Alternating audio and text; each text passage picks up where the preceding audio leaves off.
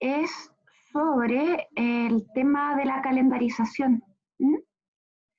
Porque, bueno, la clase pasada no puede estar y yo tenía pensado que ustedes entregaran como el informe la próxima semana, pero nos perdimos una clase.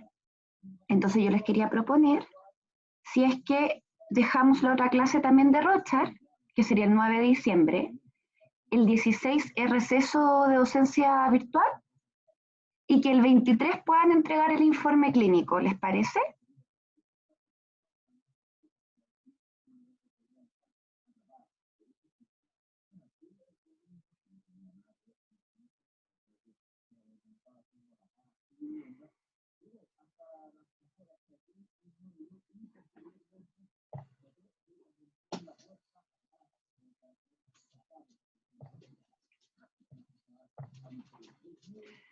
Miren acá,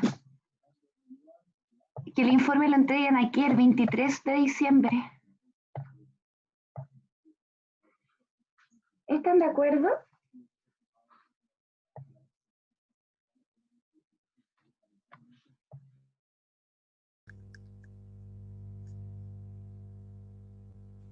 O sea, yo personalmente lo encontraría bien entregar el informe un poco después.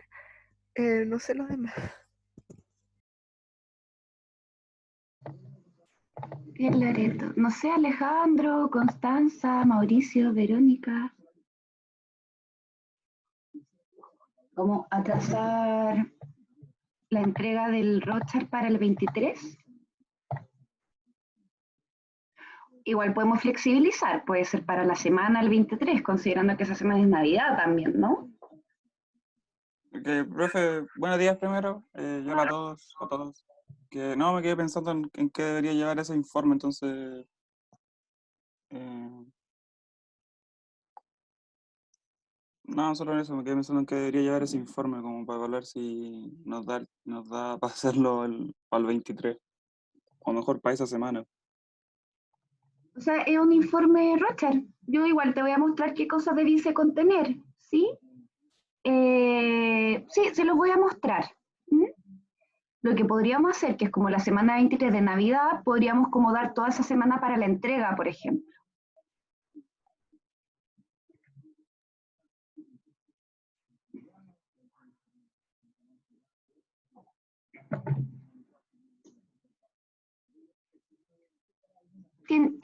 Alejandro tiene la estructura de un informe, ¿sí? Que sería identificación, motivo de consulta, sintomatología, que eso ya lo tienen de cuando les presenté el caso. Posteriormente, test aplicados, análisis de los resultados, que eso sí les voy a mostrar hoy, cómo se distribuyen los resultados, cómo se ordenan. ¿Mm? Y posteriormente, conclusión.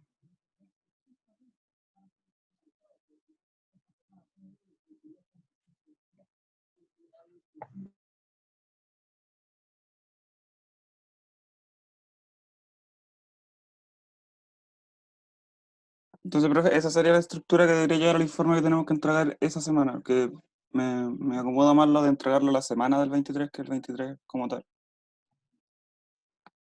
¿Sí? ¿El resto? ¿Qué opina?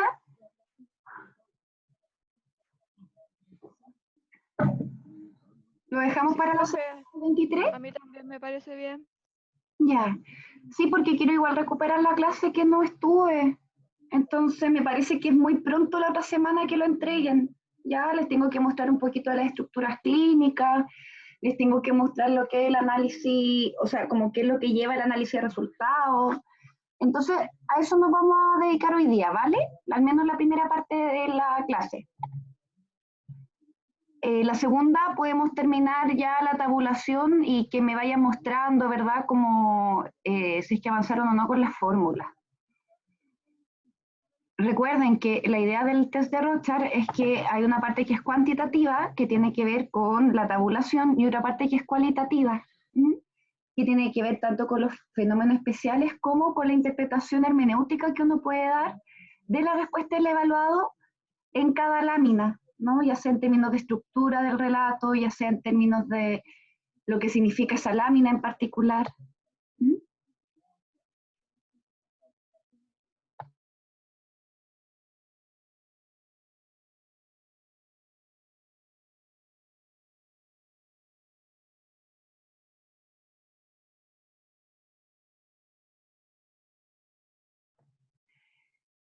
Entonces, primero vamos a revisar qué es lo que lleva el análisis de resultados. Pregunta, ¿pudieron revisar el Power que les mandé, que les subí?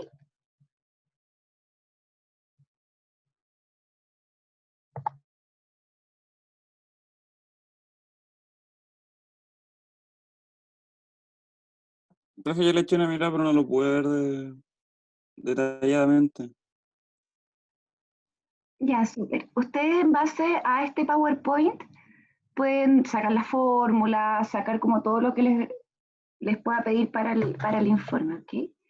Bueno, como les comenté, el informe tiene esta estructura general, que es identificación del paciente, motivo de consulta, sintomatología, que fue lo que revisamos en las primeras clases, y que además se lo mostré con el caso clínico que estamos analizando en el Rochar.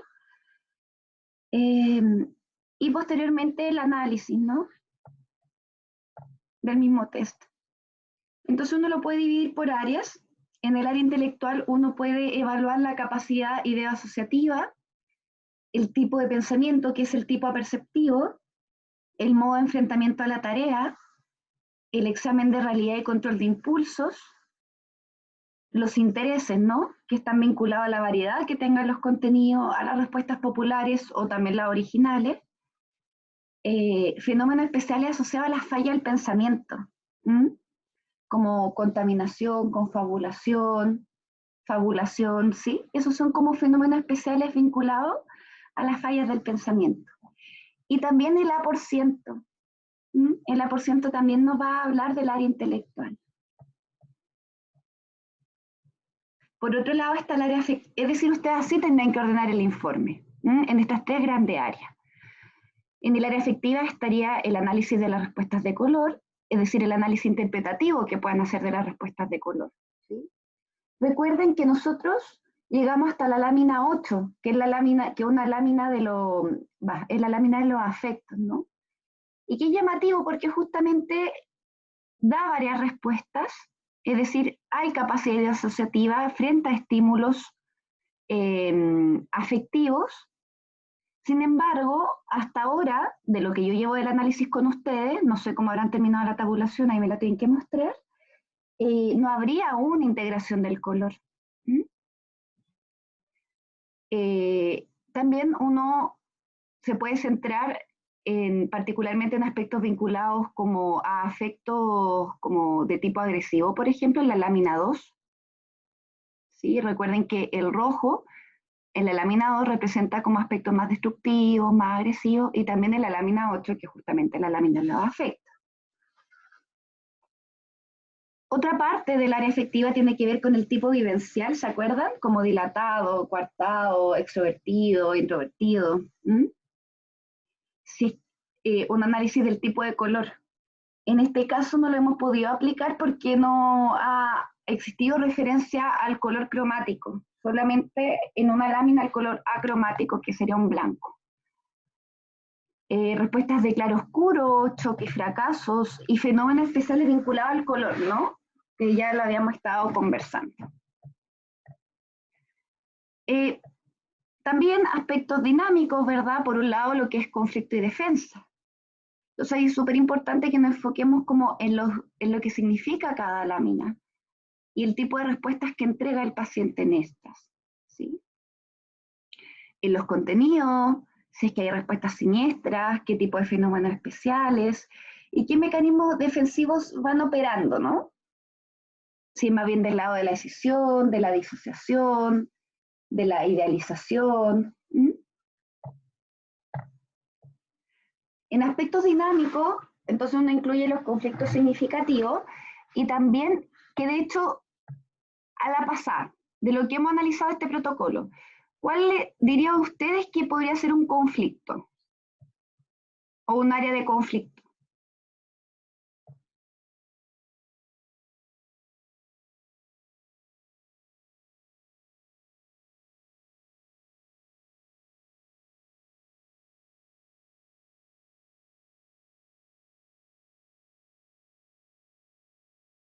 La relación que tiene el paciente con la figura paterna.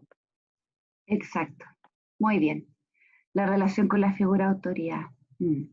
Y también, si se dan cuenta, en la lámina 1, ¿no? Como eh, vinculado a la identidad y cómo el resto lo ve. Por ahora podríamos situar esas dos grandes áreas de conflicto. Nos faltaría revisar la lámina 9, bueno, y algo en torno a los afectos también. ¿Sí?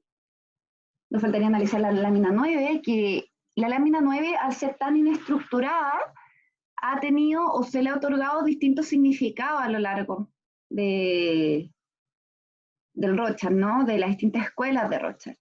Pero uno los puede leer, por ejemplo, como cómo el paciente responde frente a situaciones más inestructuradas, o también se puede vincular como a la relación temprana con la madre, como a la relación preedípica con la madre. Y la lámina 10, como ustedes saben, es una lámina vinculada a la transferencia, a cómo el sujeto lidia con la separación, tiene aspectos también de pronóstico.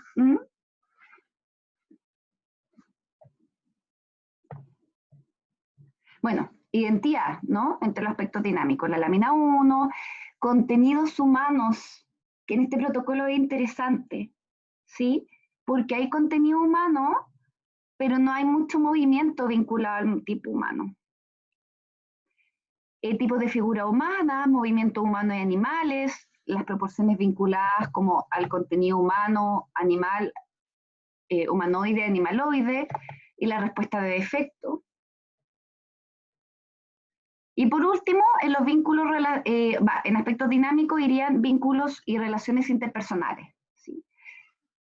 Recuerden que como estamos trabajando el Rorschach desde una lectura más vinculada a las relaciones objetales, siempre que se hable, por ejemplo, de la identidad y la integración yoica, va a ser como directamente proporcional al grado e integración de aquellos aspectos que no pertenecen al yo, es decir, de los otros. Y tenemos que intentar pesquisar si es que están más parcializados, si es que están más integrados, si es que se puede tolerar la ambivalencia, ¿verdad? Que entendemos que la ambivalencia, al menos en este enfoque psicoanalítico, es muy distinto a cómo se entiende en la psiquiatría clásica, ¿no? La ambivalencia, por ejemplo, para Breuer era una de las 4A de la esquizofrenia, ¿se acuerdan? Aquí es distinto, pues la ambivalencia es como una suerte de logro psíquico, ¿no? Que logramos sostenerla en tanto vemos que podemos tolerar la relación con el otro con aspectos integrados, ya sean positivos y más negativos o amenazantes. ¿Sí? Entonces, en vínculos de relaciones interpersonales, tipo y calidad de textura, en caso que aparezca la textura, por supuesto la lámina 3, recuerden que la lámina 3 es de las relaciones interpersonales, movimiento humano, si es que hay respuestas de reflejo-simetría, que es justamente el caso de nuestro paciente, ¿no? Ya hemos encontrado al menos 2 respuestas de simetría. El nivel de adaptación social, que eso también lo pueden sacar con el A%, y también lo que les comentaba respecto a las relaciones objetales. ¿Sí? Si es que los contenidos son vistos, por ejemplo, más amenazantes o más benéficos, o quizás no se le atribuye tantas características o cualidades. Y por último, trabajamos con imágenes parentales. Acá es súper importante, estimadas y estimados, que en el Rorschach nosotros siempre ocupemos las palabras representación paterna, representación materna o imago materno-paterna. ¿Sí? Nunca ocupar directamente la relación con el padre. ¿Por qué creen ustedes que yo le hago esta distinción?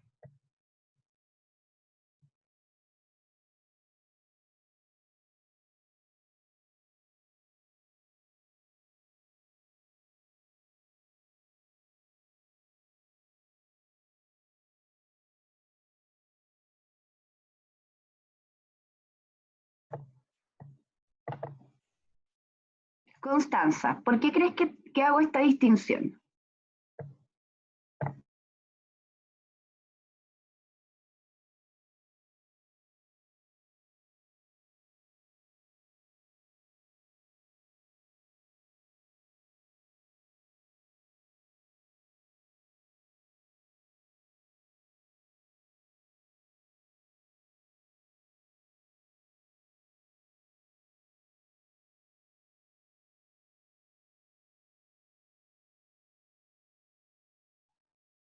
Constanza, ¿estás por ahí? Ah, parece que me contestó en el chat, a ver. Ah, no se le ocurre nada, ya. No te preocupes, vamos juntas.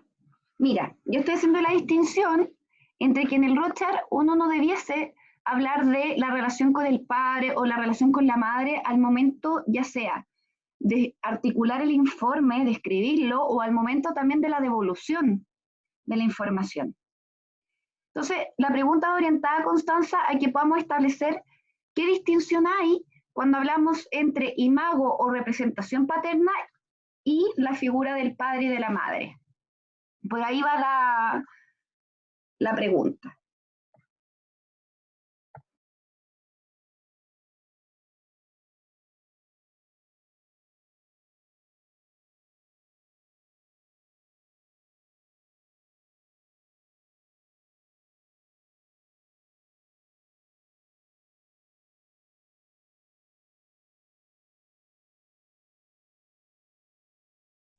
Hola, profe. Ahora sí estaba buscando los audífonos.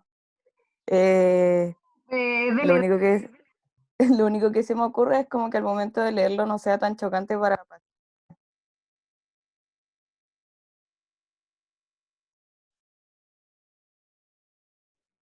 ya que no sea tan chocante, ok. Mauricio, ¿por qué cree que es importante que, o sea, les estoy soplando para el informe, ¿no? Es como, les voy a descontar si es que ponen la relación con el padre, ¿sí? ¿Por qué cree usted que habría que mantener esta distinción?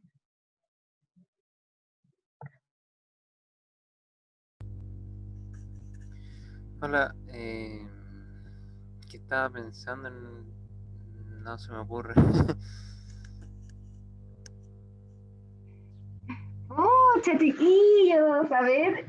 Ay, ya, déjame soplarte, Mauricio y Constanza. Ya, a ver. Mauricio y Constanza, ¿ustedes me han visto en persona?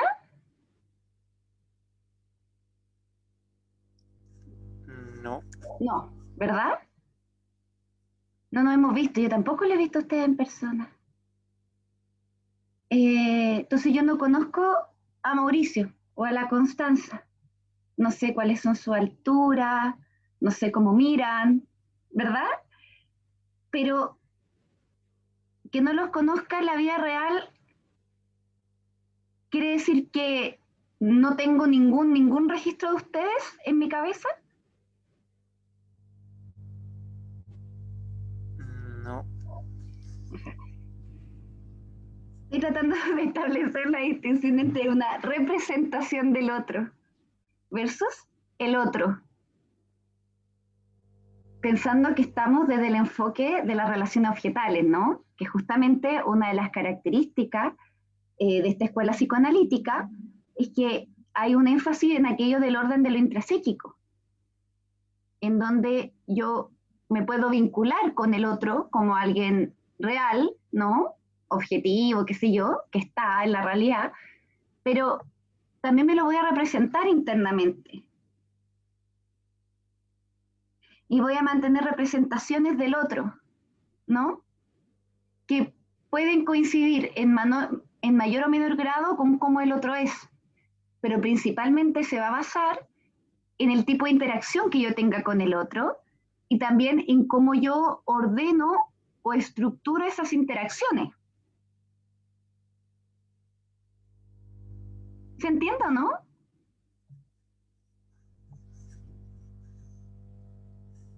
Sí, profe, ahora como que se me hace una idea de qué puede ser.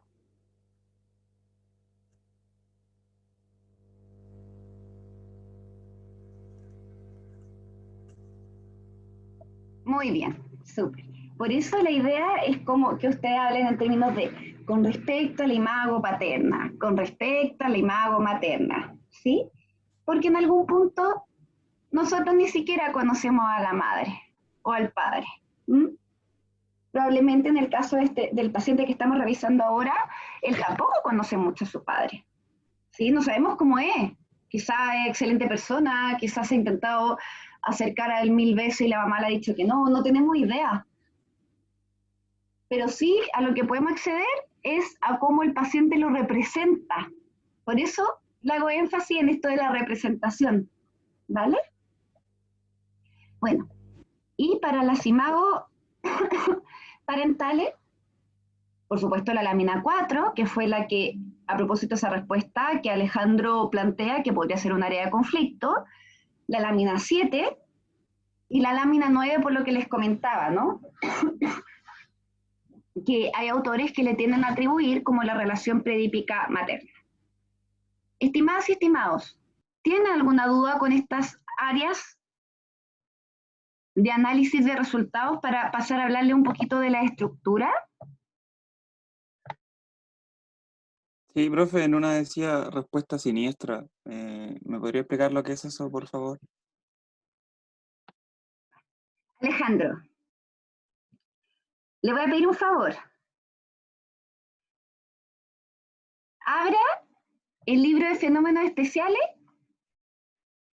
y busque respuesta siniestra. De todas formas, esto lo estamos haciendo con términos didácticos, porque en este mismo PowerPoint hay fenómenos especiales aquí consignados. ¿Sí? Pero búsquelo, Alejandro, y ahí nos cuenta.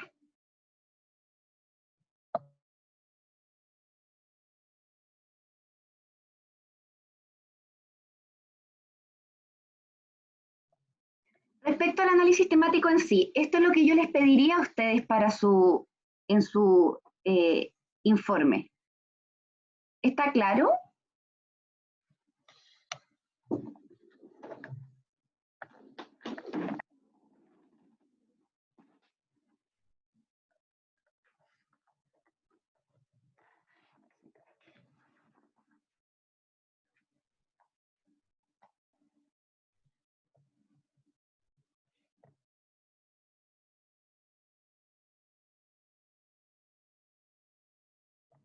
Ya, voy a asumir que sí.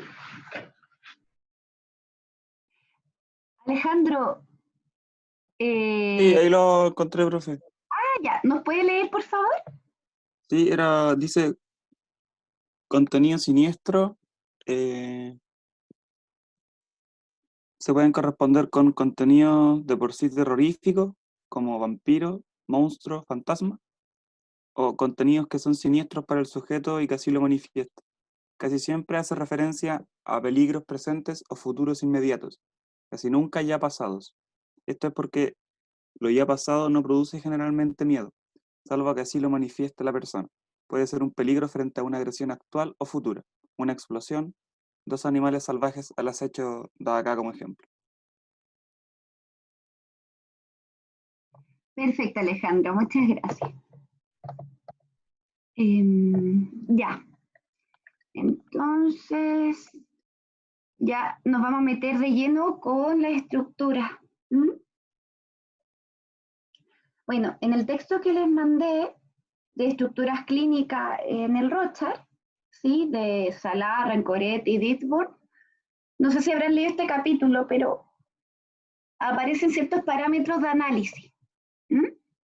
Uno de estos parámetros es la simbolización. ¿Sí? Y la simbolización justamente tiene que ver con esto que estábamos conversando hace un ratito, que es la capacidad de poder representar. ¿Mm?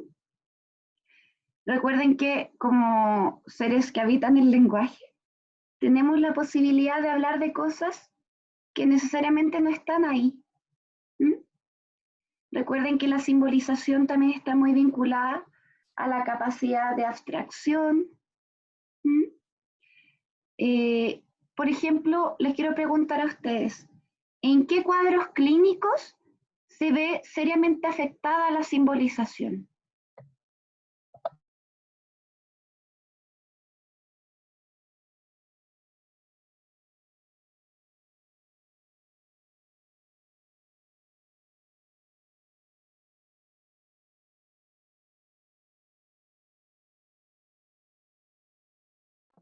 ¿En una estructura límite, profe?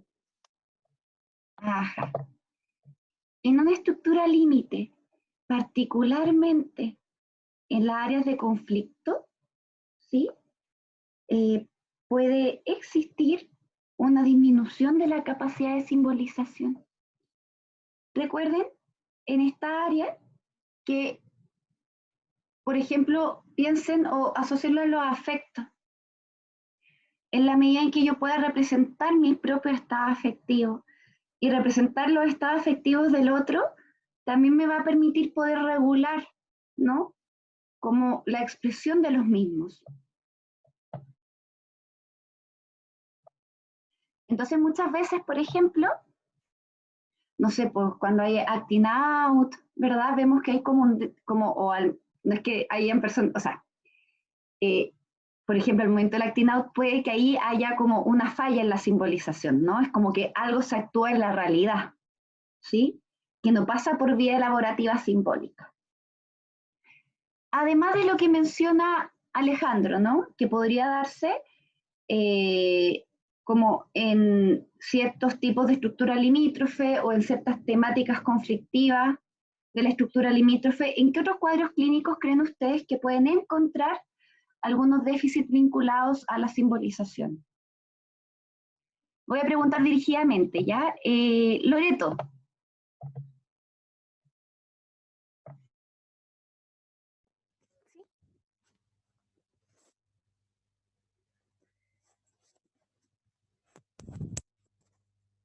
Profe, ¿me podría repetir? Sí, sí, claro. Estamos tratando como de comprender qué es esto de la simbolización, ¿no? Entonces, le estaba pidiendo a ustedes ejemplos de en qué cuadros clínicos podría verse afectada la capacidad de simbolización.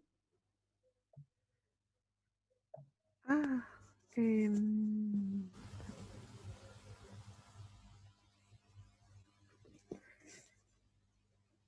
ay, Lo que se le ocurra nomás, y yo la voy ayudando.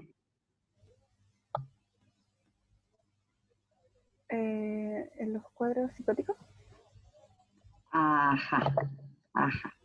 Cuando un paciente está muy, ya sea esté descompensado de su cuadro base, ¿no? Vinculado a un trastorno psicótico, ¿sí? Puede que la capacidad de simbolización, por supuesto, disminuya.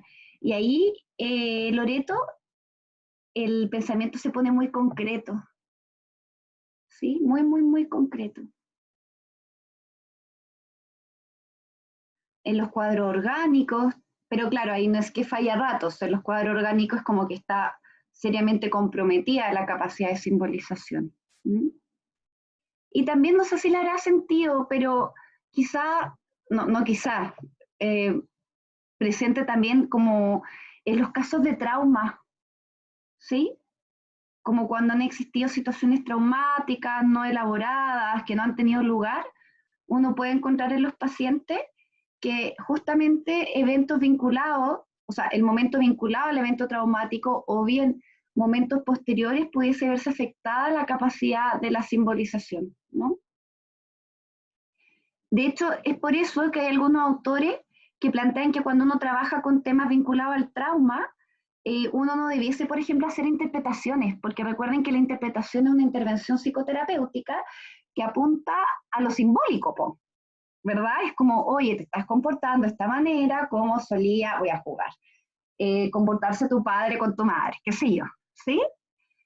Uno establece asociaciones en lo simbólico al momento de dar una interpretación. Entonces, justamente, hay autores que plantean que en el abordaje del trauma, al menos en un primer momento, no es muy sugerible o recomendable realizar interpretaciones, porque justamente habría una suerte de obturación en lo simbólico, vinculado al trauma. ¿Mm?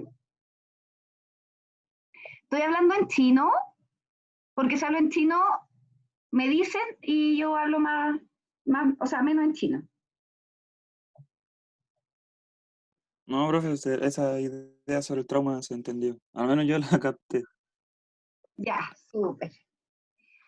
Bueno, queda más o menos claro esta área de la simbolización, creo yo, ¿no? Por un lado, la capacidad de representar y por otro lado, esto de la separación sujeto-objeto. Yo creo que por ahí es bien pertinente lo que nos comentaba Loreto, ¿no? Como en términos de mantener cierta diferenciación respecto del self y del otro. ¿Mm? El segundo parámetro es la organización afectiva, ¿sí? Donde se considera como el desarrollo psicosexual, ¿verdad? ¿Mm? Entonces, por ejemplo, se hablaría que la estructura neurótica, la sexualidad se organizaría en torno a lo genital y como a un modo de vincularse con la sexualidad más integrado, no por parte, ¿no? Es como se está relacionando con un otro, que habita tal o cual género, que siente o piensa tal o cual cosa. ¿M? Y se plantea que en estructura psicótica o limítrofe, la sexualidad se organizaría en torno a aspectos más orales o anales, en donde la agresión, entendamos que desde este enfoque la agresión es como constitutiva del aparato psíquico, ¿no? Es como que todos tenemos o nos habita, ¿no? La agresión. El punto un poco es como qué hacemos con esta experiencia afectiva, qué hacemos con la agresión. Y justamente la estructura psicótica o limítrofe habría una expresión de la agresión como sin tanto límite, no está tan delimitada. Algo que está muy vinculado al parámetro anterior, ¿sí? Entonces, por ejemplo, lo que uno encuentra en pacientes limítrofes que quizás están atravesando por periodos críticos, ¿verdad? Es que se ponen, por ejemplo, un poquito más suspicaces o paranoides con el entorno y tienden a interpretar de forma muy amenazante lo que uno puede decir, no decir, hacer o no hacer. ¿Sí? Y que la idea es que justamente esos aspectos se puedan ir elaborando en el espacio de psicoterapia. Tenemos los sistemas defensivos, eso usted ya lo conoce, lo revisamos, ¿verdad? Los sistemas primarios y secundarios de organización básica. Recuerden que los primarios giran en torno a la decisión, que los secundarios girarían en torno a la represión, ¿sí? O sea, usted ya más o menos cacha lo que son los mecanismos de defensa. El cuarto sería la prueba de realidad, que justamente la prueba de realidad te permite distinguir aquello del orden de lo externo y de lo interno, marcando la diferenciación de lo que es el yo y el no yo, ¿sí? Y además, bueno, recuerden que algo que es como característico, al menos desde este enfoque psicoanalítico, ¿no? Como vinculado más al tema de las relaciones objetales,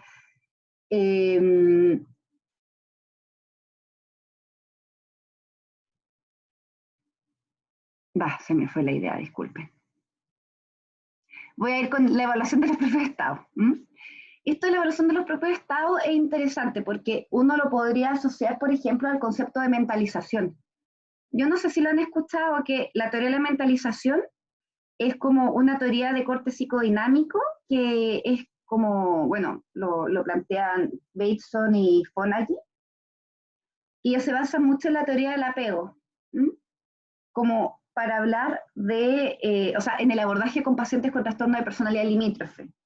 Y justamente la mentalización refiere como una función reflexiva en donde yo puedo, como les decía hace un ratito, ¿no? Como poder representar lo que me está pasando, identificar lo que me está pasando efectivamente, y también atribuirle a otros ciertos estados afectivos que sean independientes del mío.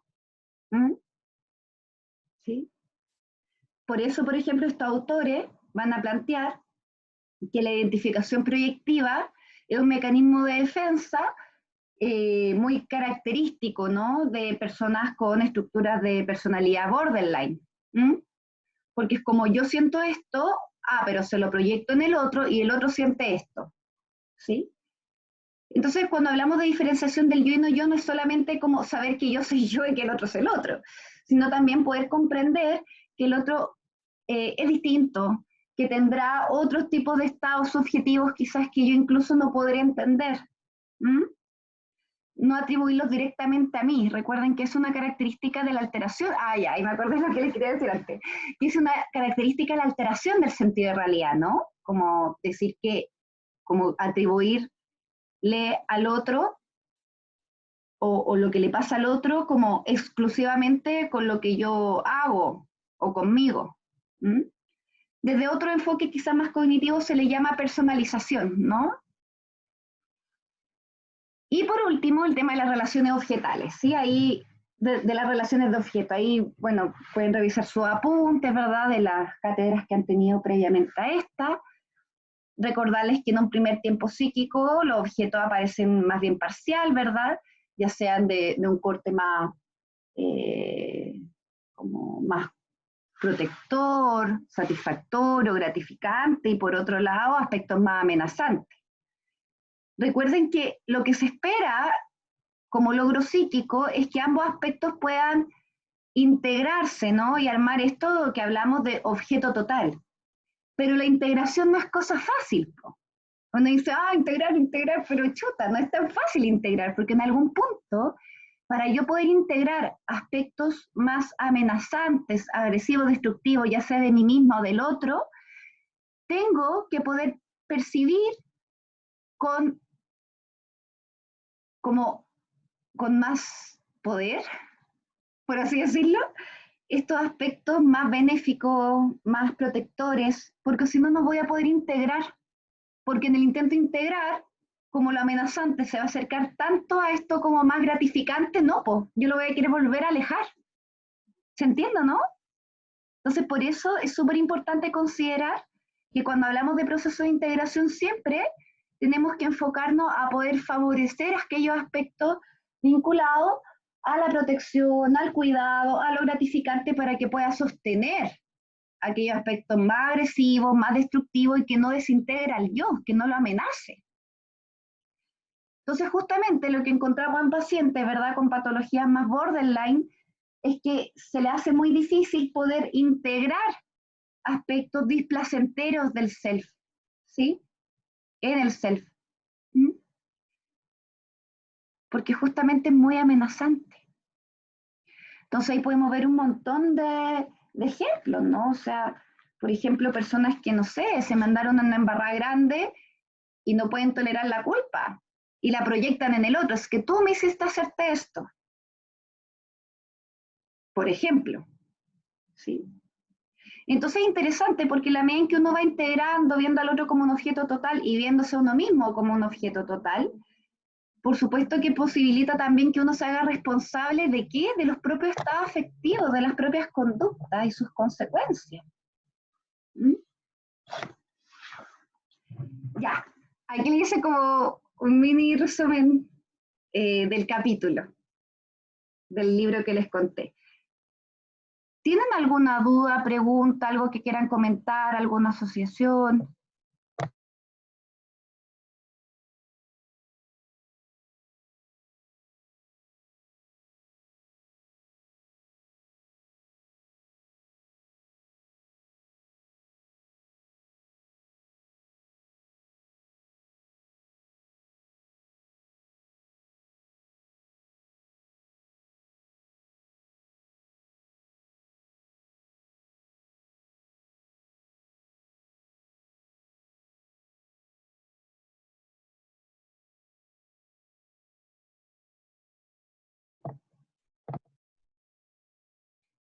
Verónica, ¿está por ahí?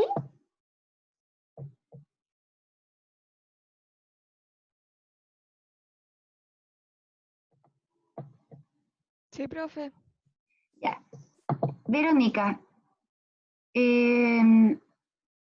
explíqueme la prueba de realidad.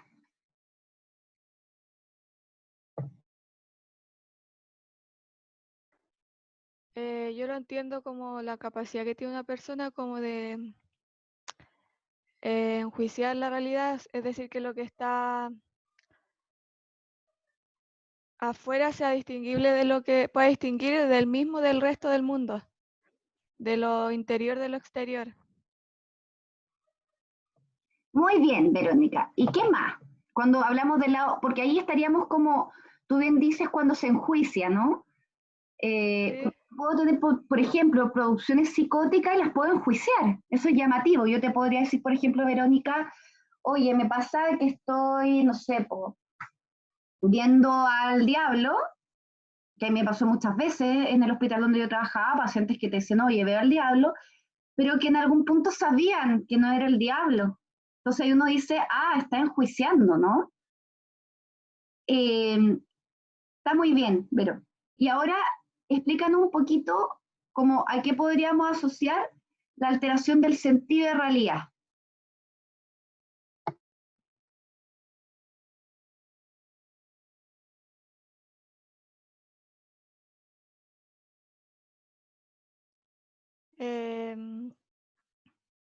Como a no saber diferenciar esto, creer que, por ejemplo, esa voz que escucha es como real afuera. No tener esa capacidad de distinguir.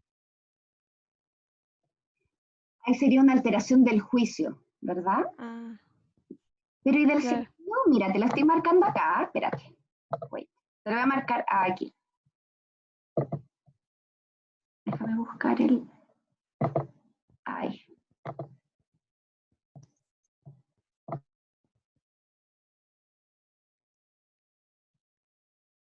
El sentido entonces sería como no poder reconocer lo que le pasa a sí mismo.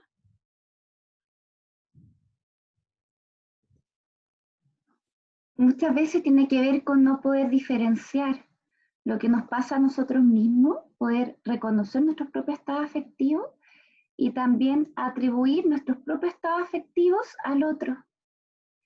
Por eso, Verónica, por ejemplo, desde Winnicott se plantea, él habla de la zona de proyección omnipotente. Y es que lo que yo siento, los demás lo sienten. Y si yo siento, por ejemplo, me vivo como que siempre me excluyen, me voy a juntar contigo y voy a sentir que me estás excluyendo, por ejemplo, aunque no sea tu intención. Porque el modo en que yo interpreto al otro. ¿Mm?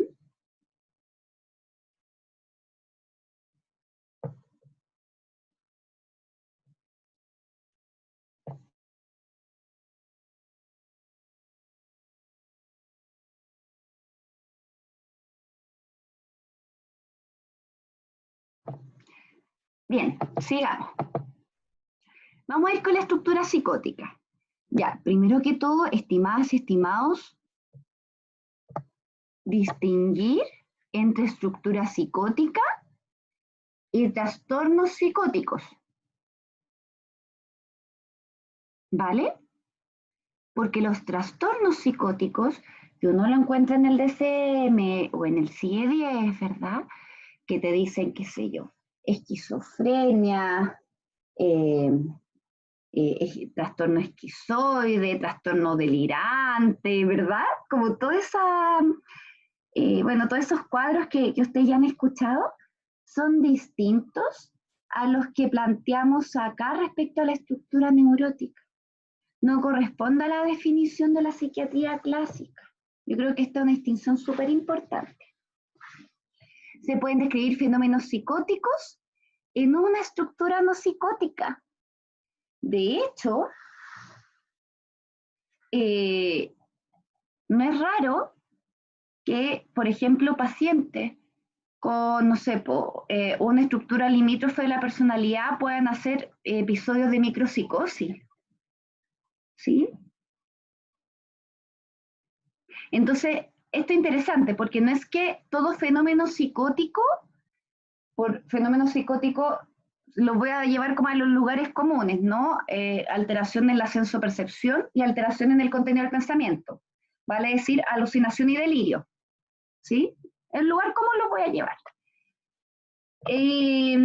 No son patognomónicos de una estructura psicótica. ¿Vale? Y por otro lado, en su reverso, también ustedes pueden pesquisar o identificar estructuras psicóticas sin necesariamente fenomenología clínica psicótica.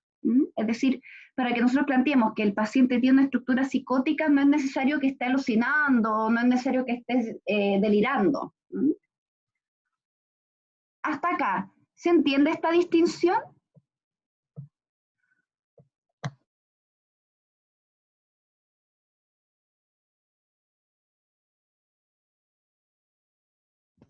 Sí, profe, se entiende. Gracias, Vero. Ok, revisemos pues. En la estructura psicótica respecto a criterios diferenciadores, ¿verdad? O características estructurales, encontramos la identidad difusa, ¿sí? Esta identidad difusa se vincula a la tendencia a la utilización, al despliegue de mecanismos defensivos de corte más primitivo, ¿no? Que giran en torno a la decisión. Por ejemplo, identificación proyectiva, fragmentación, ¿sí? Idealización, devaluación. Todo aquello haría que la identidad de la persona con estructura psicótica sea muy, muy, muy difusa, ¿sí? A tal punto, ¿cómo se puede apreciar esto en términos clínicos? Justamente en un relato confuso de sí mismo, po. Es como que ustedes le preguntan algo, por ejemplo, ya, ¿y cómo eres? Soy leal. Ah, ¿y a qué te refieres con ser leal? O dame un ejemplo, ¿no? ¿En qué se traduciría de que eres leal? Y el discurso se disgrega, es caótico, es confuso.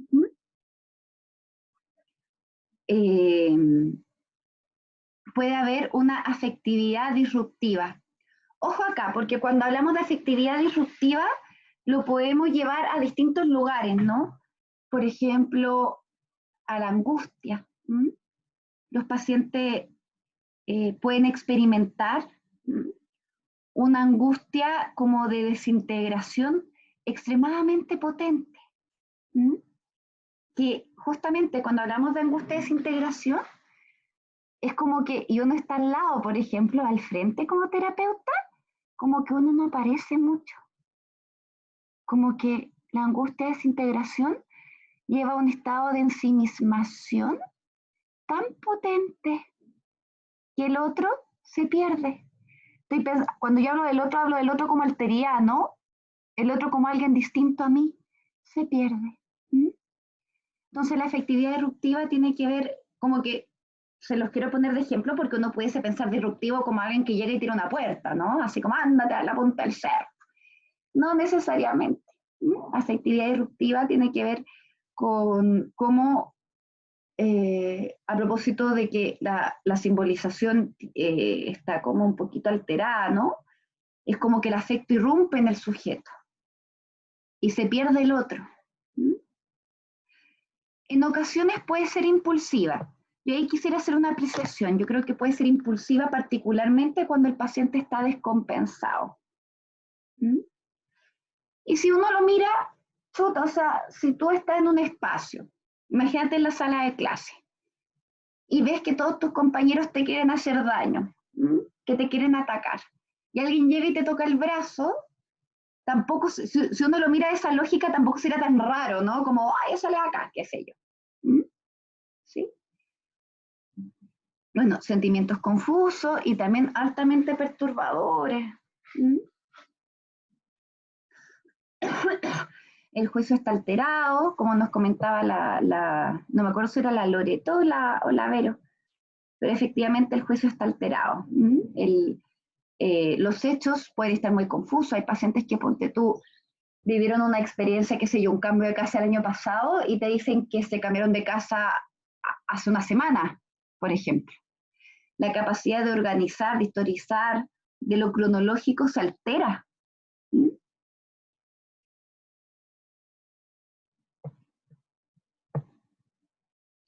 Hay serios déficits de la simbolización, ¿verdad?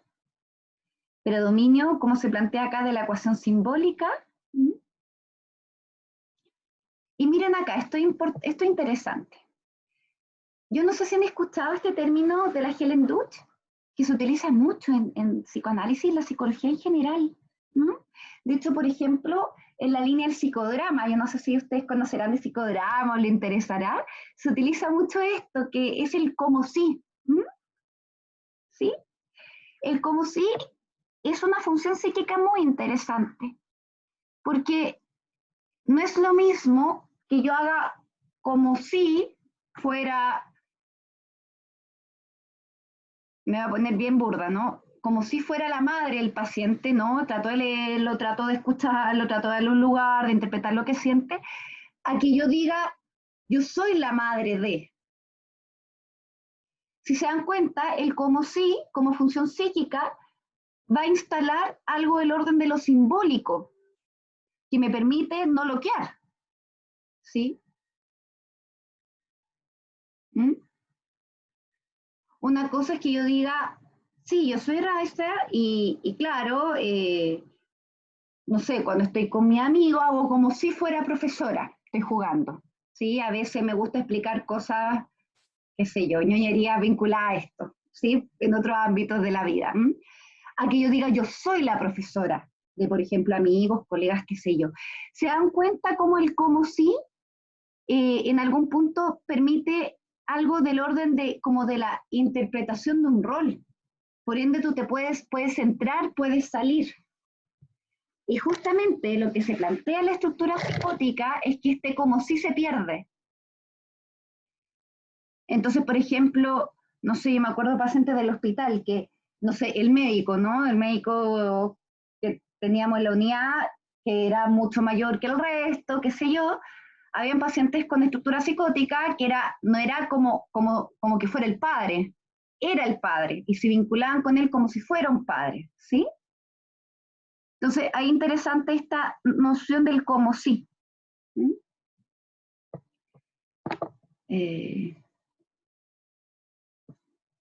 Ustedes, si se dan cuenta, el como sí aparece también desde la infancia, pues. Los niños, por ejemplo, no sé, pues, yo juego como si fuera Spider-Man. Sí, me disfrazo de Spider-Man y tiro, qué sé yo, tal o cual cosa.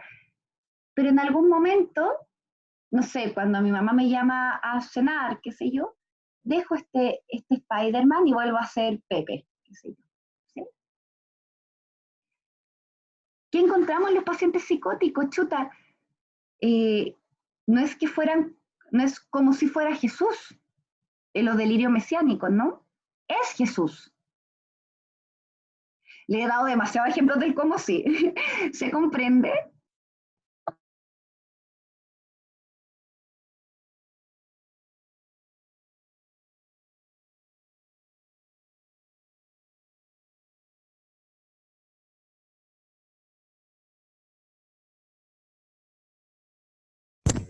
Sí, profe, Sí, se profe, sí, entendió. se entiende. Súper. Me encanta cuando se me vienen hartos ejemplos porque hay veces que estoy así, pero súper concreta y no se me viene ni uno ya, pero. Ok. Miren esto. Disminución de la conciencia de interpretación.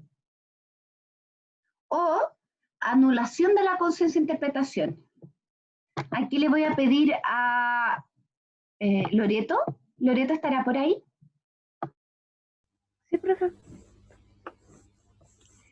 Loreto, disminución, anulación de conciencia de la interpretación. ¿Qué son?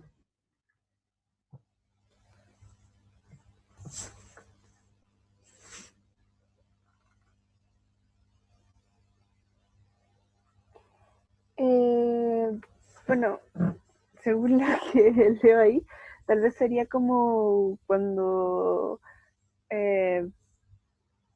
así como la paranoia, cuando no está como esa capacidad parecida, posiblemente no sean pasos, sino el chirrido de la madera. ¿Ah? Ya, aquí. Bueno, primero recordarles que tanto disminución y anulación de la conciencia de interpretación son fenómenos especiales del Rorschach, ¿sí? Porque justamente esta estructura la estamos mirando a la luz del Rorschach. ¿Mm? Entonces, la compañera nos da un ejemplo, ¿no? Es como suena la madera, y una cosa es que diga, bueno, no sé, la madera suena, y otra cosa es que diga, hay fantasmas, no sé. ¿Sí? Y como ustedes saben, disminución y anulación de la conciencia, como son fenómenos especiales del Rorschach, ustedes lo pueden pesquisar ahí, pues. ¿Mm? En la disminución, recuerden que es como que el sujeto aún logra percibir que es una lámina, pero produce un impacto afectivo que el sujeto expresa, ¿m? Que puede ser como persecutorio, o también puede ser como, ay, qué hermoso es esto. Cosa re distinta cuando es una anulación. Yo recuerdo como haber aplicado Rorschach, ¿no?, a pacientes con estructura psicótica. Entiendan que yo no lo sabía antes, porque la gracia del Rorschach es poder dilucidar estos aspectos. Y me pasó en más de una ocasión que, por ejemplo, no con el mismo paciente, sí, con distintos, que, por ejemplo, alguna lámina en particular le generaba tanta angustia que me decía, por favor, sáqueme esta lámina, sáquela, no la quiero ver. Obviamente hay uno como evaluadora, toma la lámina y la saca, ¿verdad? Pero ahí notamos que hay una anulación de la conciencia de interpretación. La disminución aún se logra mantener un límite entre como que esta lámina representa algo, ¿no? No es la cosa en sí. En la anulación, la lámina es la cosa en sí. Otro indicador, aumento o disminución de la distancia frente a la lámina, ¿sí? Y ahí cuando se habla como de aumento, me voy a quedar con el aumento porque la disminución ya la vimos antes, pero el aumento de la distancia es como, por ejemplo, cuando el paciente te da respuestas más bien descriptivas, como, bueno, esto es una mancha y tienes estos bordes, como ahí los autores plantean que podría ser como una defensa obsesiva que permite como poner a raya o delimitar la angustia que genera. Y lo otro son las autorreferencias, que las autorreferencias también son fenómenos especiales, ¿vale? Y la autorreferencia es como, no sé, lámina 5. ¡Ay, qué hermosa mariposa! Como yo cazaba muchas mariposas cuando era chica, qué sé yo, ¿sí? O yo me disfracé de mariposa, no sé. Como que, o sea, ahí les doy un ejemplo, ¿no? Una respuesta que podría ser de autorreferencia. Pero la idea de la autorreferencia es que el sujeto argumenta su respuesta en base a su experiencia. Es como yo hice de una mariposa en el kinder, esto es una mariposa. ¿Sí?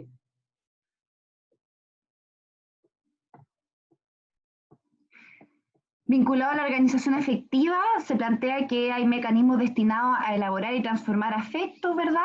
Estos mecanismos fracasarían, en donde la afectividad podría irrumpir de forma muy caótica, muy primitiva. Insisto, yo trato como de transmitir que, al menos en mi experiencia en el servicio de psiquiatría, como que tiende a irrumpir de forma más en modalidad de angustia, más que como que lleguen y te tiren la puerta. Yo tuve muy poca experiencia así, para serle honesta, más del lado de la angustia, que irrumpe y afecta significativamente el bienestar del sujeto, pues es súper, o sea, yo no sé si le oigan, si yo les cuento cosas repetidas, por favor, díganme, ¿ya? Pero yo creo que les conté una vez de un paciente que gritaba, muy angustiado, que tenía sus manos arriba y decía, señorita, es que no puedo mover mis manos, como no son mías, se me están cayendo, y las tenía arriba. ¿Mm? Sí, esa.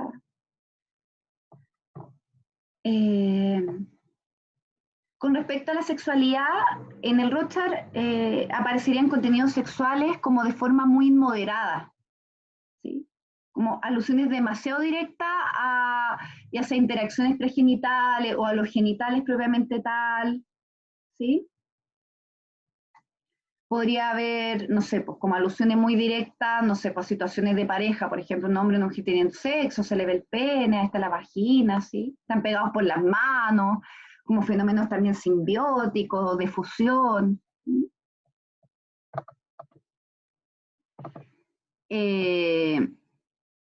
En términos de la agresión, claro, como aparecería de forma muy directa la agresión, ¿sí? En el Rorschach. Serían como imágenes muy amenazantes, imágenes extremadamente persecutorias. Habría una dificultad también en la integración del color, ¿verdad? Predominio de los determinantes CF y C, ¿sí? O bien se darían respuestas FC, pero débiles, como con baja calidad formal, o también acompañadas de fenómenos especiales como la confabulación. se ha pesquisado que, por ejemplo, frente al rojo, no sé, la lámina 2, es como que moviliza agresividad primitiva y hay contenidos como agresivos que no están muy mediatizados, ¿no? Como aquí, no sé, pues aquí explotó a alguien y está en la sangre, por ejemplo. O estos son chorros de sangre, ¿sí?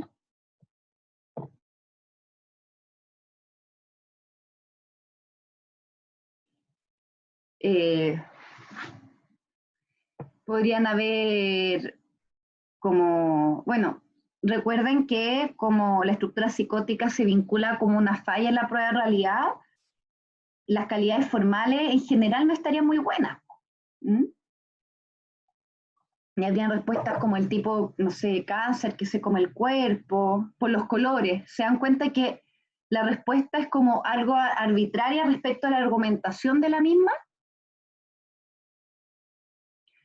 Y como les comentaba en términos de angustia, recuerden que el determinante de claroscuro, FK, es como el indicador más asociado a la angustia, ¿no? Entonces aparecería como de forma caótica, disruptiva, desorganizada. Recuerden que desde este enfoque psicoanalítico se habla de un predominio de la ansiedad esquizoparanoide, habría ansiedades persecutorias masivas, procesos de fragmentación, ¿verdad? Como muchos se... Todo esto piénsalo en el Rorschach, estamos full enfocados en el Rorschach, ¿no? Como hay muchos perseguidores, esta lámina está llena de ojos que están mirándome, o hay un diablo que observa, ¿sí? O también pueden aparecer como en otro tipo de contenidos, por ejemplo, un escudo que protege del mal. Pueden aparecer figuras de autoridad dañadas, ¿sí? Por ejemplo, este es diabólico, este es el diablo con cacho, esta es una bruja que quiere hacer daño, que se quiere comer a niños, qué sé yo. ¿Sí? Y en términos, predomina la ansiedad esquizoparanoide, pero no quiere decir que la persona no se contacte con ansiedades de tipo depresiva, ¿no?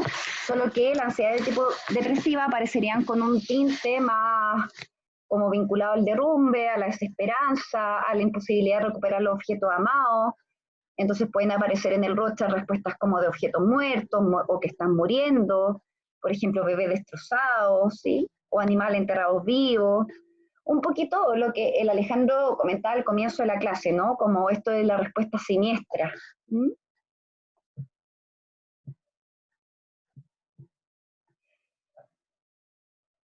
Pueden haber ambivalencias, pero ojo acá, ambivalencia no en el sentido como kleiniano, sino ambivalencia en el sentido más psiquiátrico, así como un niño viejo, ¿sí? Un avaro generoso, no sé, un diablo ángel, ¿sí? Como a ese tipo de ambivalencia se refiere acá. En algún punto, contradicciones, o sea, respuestas que no respetan el principio de no contradicción. Recuerden que el principio de no contradicción tiene que ver con el proceso secundario.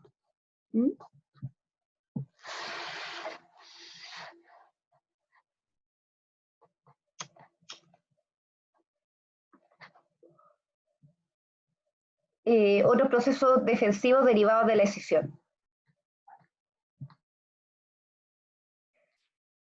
Identificación proyectiva, ¿no? Que es como el self y el otro se borra un poquito el límite, entonces como, este monstruo me está mirando, se viene hacia mí, sáquemelo de encima.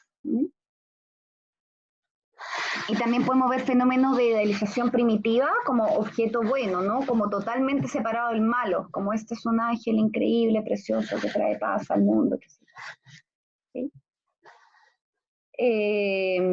Ojo, no porque nos dé solo esa respuesta vamos a decir, está escindido, no, ¿verdad? Es como ustedes tienen que analizar la respuesta a lo largo de todo el protocolo. Si es que predominan muchos objetos parcializados, ¿sí? Recuerden que una de las características de la escisión es que te hace ver al otro completamente malo o completamente bueno. Y de hecho por eso se dice que la idealización y la devaluación provienen de la escisión. Justamente porque la escisión intenta mantener lo más separado posible los aspectos satisfactorios de lo amenazante. Y de ahí provienen estos mecanismos de idealización y de evaluación. Ya, con respecto a la prueba de realidad, ya saben, hay como serios déficit, ¿verdad? Dificultad para distinguir lo intrapsíquico de lo que viene de afuera. En términos de determinante forma y calidad formal, habrían determinantes F débiles o predominios de C del cromático. O F, claro, cuando se dice F débiles tiene que ver con la baja calidad formal. Esta fórmula del F más por ciento extenso estaría menos de 50, ¿sí? Eso lo tenemos que calcular, así que tranquilidad, ¿vale? Subjetividad extrema, distorsión y arbitrariedad en la apreciación de la realidad.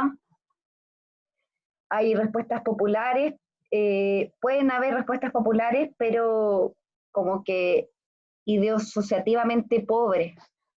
¿Qué quiere decir esto? Una cosa es que la persona perciba aquello del orden de lo popular, de lo obvio, de lo consensuado, pero otra cosa es que el pensamiento sea estereotipado. ¿Vale? Y verbalizaciones patológicas graves, que algunas ya se les mencioné, ¿verdad? Que están como, o se rigen por el proceso primario del pensamiento, ¿no? No opera el principio de no contradicción, aparecen aspectos quizás vinculados a la sexualidad o la agresión de forma más cruda, más directa. Predominarían relaciones fetales más parciales, habría una falla en la simbolización, en la integración, ¿sí? Miren esto, un indicador de una estructura psicótica sería la ausencia de M, de movimiento humano. Ojo, un indicador. Tenemos que juntar indicadores para poder plantear tal o cual. Miren acá, en términos de parte humana y humano, predominarían las partes, ¿no? Ojo, oreja, boca, pie, pene, etc. ¿Sí? Podrían haber muchas respuestas simbióticas. Dos mujeres conectadas por la vagina, son hermanas. ¿Sí? Si se dan cuenta, en este tipo de respuestas no hay mucha represión. ¿Sí? O respuesta altamente regresiva, ¿no? Ratones comiéndose restos descompuestos. Habría mayor humanoide que humano, ¿sí? En donde uno podría suponer que predominan más bien fantasías de seres irreales. La respuesta a la lámina 3 no entregaría ninguna respuesta de seres humanos, ¿vale? Eso con la estructura psicótica. Pregunta, antes que nos vayamos a un break. De lo que hemos revisado de estructura psicótica, chiquillos, súper así, una impresión del protocolo que llevamos analizando. ¿Les resuena con que se podría tratar de una estructura psicótica? Sí, no, ¿por qué?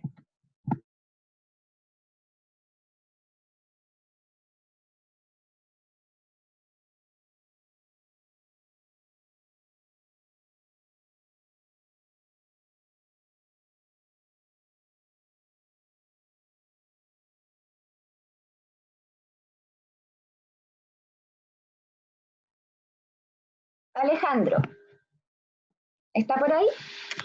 Sí, profe, estoy aquí. De hecho, iba a responder ahora, que me quedé pensando. Buena, dele nomás. Yo diría que no.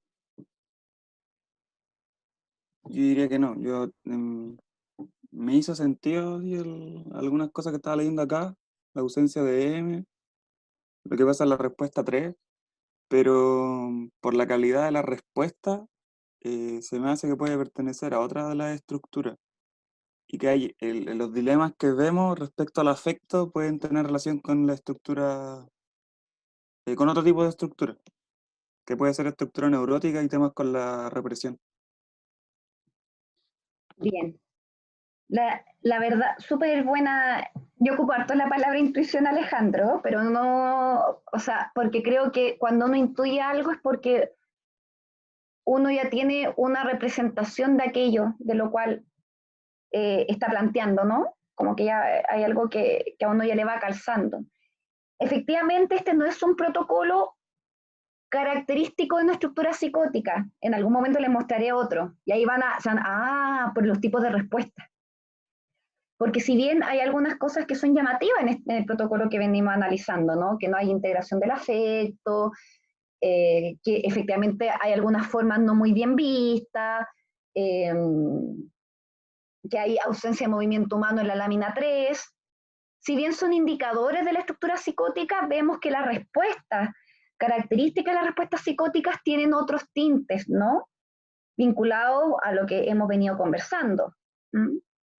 Predominancia esquizoparanoide, respuestas, por ejemplo, ojos que me están mirando, sensación de amenaza, objetos parcializados, ¿verdad? Y claro, particularmente este protocolo, si bien tiene algo de eso, por ejemplo, hay láminas en las cuales sí entrega respuestas de una línea temática más paranoide, no es abruptamente paranoide, no es unos ojos que me están mirando, ¿sí? Entonces, efectivamente, hasta ahora y de forma preliminar, podríamos plantear que no estamos hablando de una estructura psicótica. Ojo, forma preliminar. Tenemos que analizar este protocolo, armar el informe, ¿sí? Ya pues, vamos a ir entonces a un break de unos 10 minutitos, son las 9:20, nos vemos a las 9:30. ¿Les parece? Sí, profe. Nos vemos, chau.